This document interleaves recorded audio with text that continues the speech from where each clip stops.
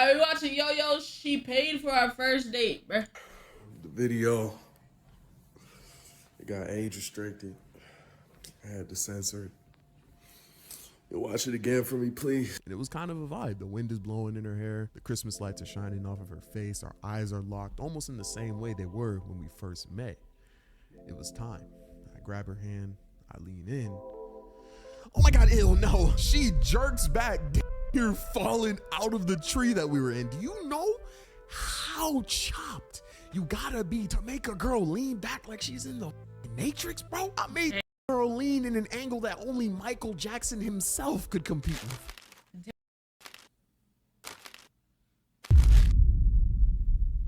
There's one thing about me, I am a great planner / coordinator. Like if I have a problem, I will come up with a solution. Now when it comes to enacting said solution, well, like Moist Critical, Kevin Hart, or Lil Uzi when he's not standing on his money, I fall short. So boom, I'm 17 and I just moved to Austin, Texas from South Carolina. My brothers and I arrived and we're waiting at the terminal to get picked up by my mom. The bus terminal. Yeah, we moved from South Carolina to Austin, Texas by bus. Somebody tell me how he did it! Oh, nah. No! Hella stops, 24-hour commute, smelly bus. We got stranded in Dallas, but we made it out alive. Imagine. The fuck? Hella stops, 24-hour commute, smelly bus. We got stranded in Dallas, but we made it out alive. Somebody tell me how he did it!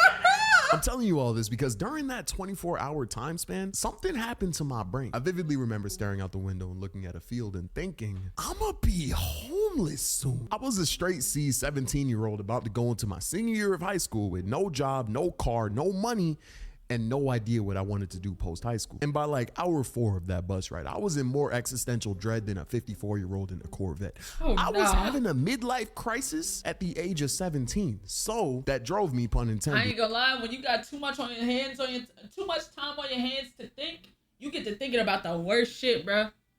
That's why I always keep myself busy. I make sure I'm always doing something. Because if I got too much time to sit there and think about life, bruh.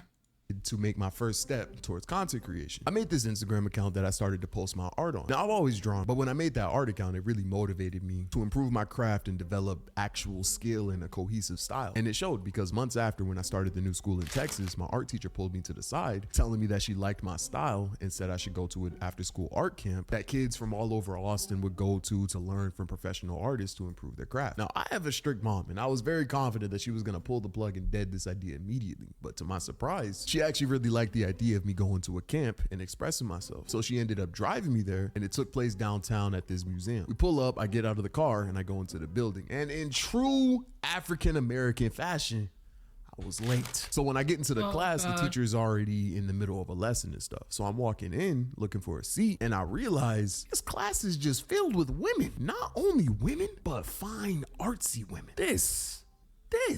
Okay, my dog about to cook. Sucks. I am very much afraid of women at this point in my life. Oh God, Jesus Christ. Okay. Bro, so I walk down that aisle hitting the weather app calculator combination, making eye contact with no one. I sit down and I hear, all right, class, I'm gonna need you guys to pair up in groups of 2 so we can start the next drill. And hearing that in a class filled with people, no, not people. Women. Hearing that in a class filled with women was petrifying to me. So everyone stands and starts pairing up and I'm just aimlessly walking around trying to find someone to be my partner. And I hear, hey, I look up and there's this girl facing me and waving. Oh my God, you're here? Is she talking to me? I have no clue who this girl is, but she is seemingly mad excited to see me. I'm thinking maybe she's like a classmate of mine that I've never met or something. I know you hear me. What are you doing here? Well, my teacher said I should pull up. Do you want to be my partner? Jessica, oh my God, is that you? Becky, I didn't know you were coming. Damn.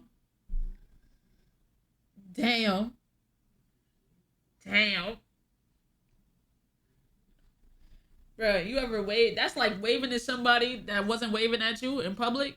Bro, they get the waving, you like, hey, they right, damn. I mean, this girl was not talking to me. She was talking to someone behind me, and I know both of them saw me in the middle waving like a dumbass trying to start a conversation, and they disregarded my whole existence. Bro, Damn. all I'm saying is they better chill with the disrespect, because the last person to get rejected at an art camp started camps of his own. So after Yo.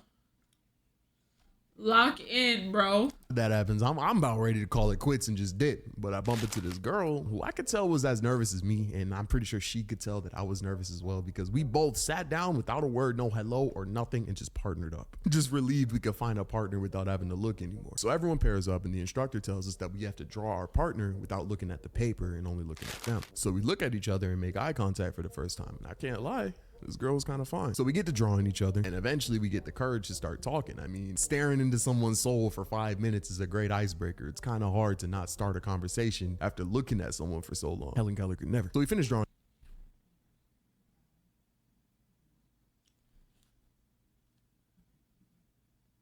What?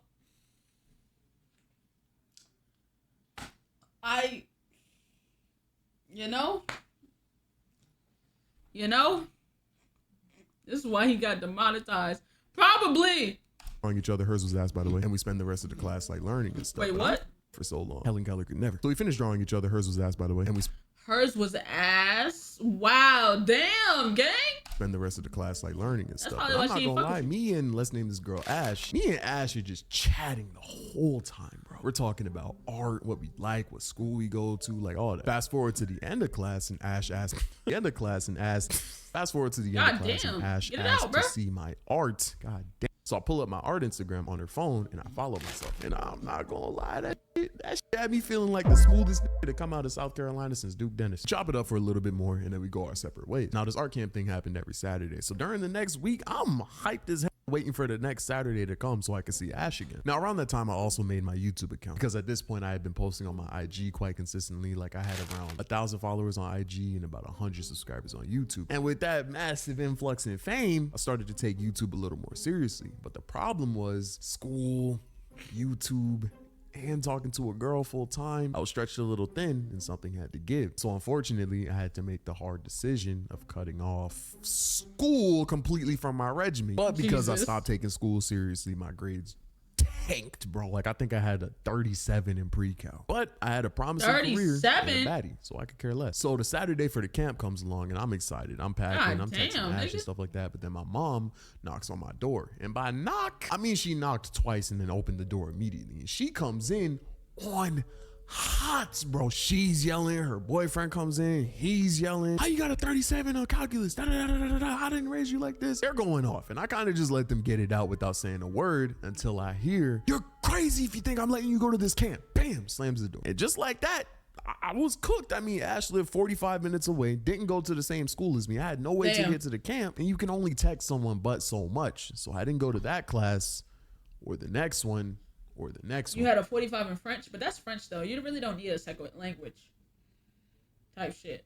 You know what I'm saying? The pre-cal you need English, 27 in English. I had like a 48 in English, and my teacher gave me just enough extra credit points to bump me up to a 65. My senior year, that shit was I hated that class. And eventually a month and a half passed and the class ended. And during that time, I couldn't lock in on my grades to be able to go to the class again because YouTube was more important to me. So I'm thinking it's over until this one day I'm at school and I get a text. Hey, I'm going to be going to the Christmas lights with my cousin tonight. I was wondering if you wanted to go with me. Now my pre-cal grade right now is either a 37 or a number too low for me to want to openly admit on YouTube. So there was no way my mom was going to let me go. But this was my chance to see Ash again and I was not going to miss it. And once again, if I have a problem, I'm going to come up with a solution. So I spent the rest of that class period making a plan. So the Christmas lights were at 10, which was around the time my mom gets home from work. And I knew if I could turn off my bedroom light and leave before 10, my mom would think I'm asleep. So I could go to the lights, and when I come home, I'll just go in through the back door because we had chickens. So if me opening the back door woke anyone up, I could just be like, yo, I was just checking on the chickens. So I had my way out and I had my way back. Now I just had to figure out transportation. Now the lights took place in North Austin, which is a $30 Uber there and back. Well, I mean, $60. And 17-year-old me had absolutely no motion. I was damn sedentary. So $60. You met Yoyo's mom? Nah. was in no way feasible. But I did have a way that I could get $45 illegally. I'll tell you how I did that in a different story. Just stay with me. So I go get the $45 really quickly and continue on with my plan. So I was gonna have to spend $15 on a bus ticket there and then $30 on an Uber back. So I take the money that I got illegally. It was cash. This sounds sus as but I go to a CVS during my lunch break at the school. I sneak out, go to CVS, and I buy one of those prepaid Visa cards so I can pay for the Uber because you can't pay Ubers with cash. School ends, I go home, and the time for me to catch the bus hits. So I turn my bedroom light off. This nigga was determined. I've never seen this much determination to go see a girl, bro. Disney Channel like put covers like under my sheet. There's no way that would have worked, but turn the light off and I start walking a mile to the bus stop. I get on the bus, show the bus driver my ticket, he lets me in. I get on the bus, I put in my headphones and I'm chilling, bro. The fact that I was able to come up with this plan in the span of 6 hours, I was proud of myself, bro. I can't lie. I'm like,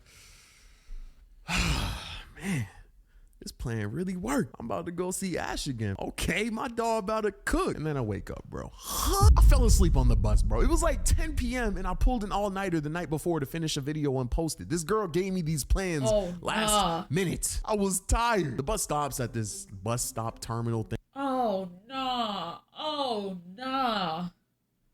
Oh, my God.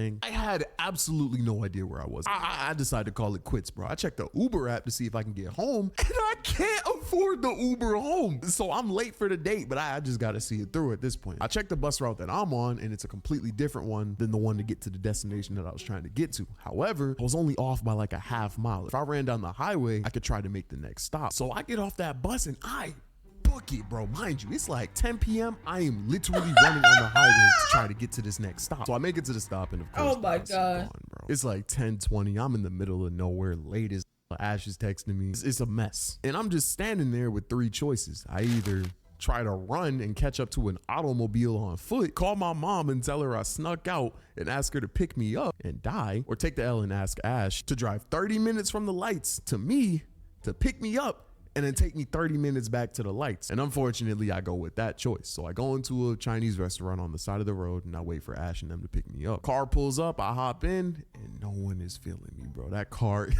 is awkward as fuck, bro. No one is saying anything. So after a long 30-minute drive, we finally make it to the Christmas lights. We get out and me and Ash are like walking around looking at all the lights and stuff. In silence, no one is saying anything. She was way too mad and I was way too embarrassed for the situation to not be awkward. Mind you, I've only met this girl once and that was like a month and a half ago. I've never met her outside of camp, and her first impression of me was having to drive an hour to pick me up because I was too broke for an Uber and too stupid for a bus. So needless to say, it's really not going well. After about 10 minutes of silence and walking, we end up stopping and I pull out my sketchbook and show her a drawing that I've been working on. And finally, after getting some common interest, we start chopping it up, and after a little while, I'm finally getting her to like laugh and stuff again. And it's finally going good. We start walking again, we finish touring the lights, and we end up sitting on this tree branch. And it was kind of a vibe. The wind is blowing in her hair, the Christmas lights are shining off of her face, our eyes are locked, almost in the same way they were when we first met. It was time. I grab her hand, I lean in. Oh my God, ew, no. She jerks back, here falling out of the tree that we were in. Do you know how chopped you gotta be to make a girl lean back like she's in the Matrix, bro? I made this girl lean in an angle that only Michael Jackson himself could compete with. She gets out of the tree and then she's done, bro. She's like, I think I should go home. She runs to her cousin's car. She gets in the car and they're waiting for me to call my Uber back home. I call it and my car declines. I guess what I think happened was the fee to buy the Visa was more than I expected, and the $15 I spent on the bus ticket plus that left me with less than $30 to get the Uber back. So I'm sitting there damn near mentally scarring this girl. They had to drive an hour to pick me up. I'm like, oh my God, you trying to drive me home? Mind you, I think we're like 45 minutes from my crib, bro. Ash says it and calls me an Uber, and I get in feeling absolutely defeated, bro. And needless to say, it did not work out after that. I'm in that, bro. Moral of the story, I don't even think I have one, bro. It was just tough. Jesus, how, bro? It's like,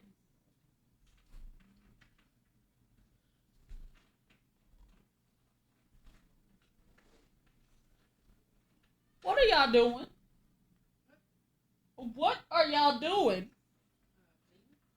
Why y'all playing with my door?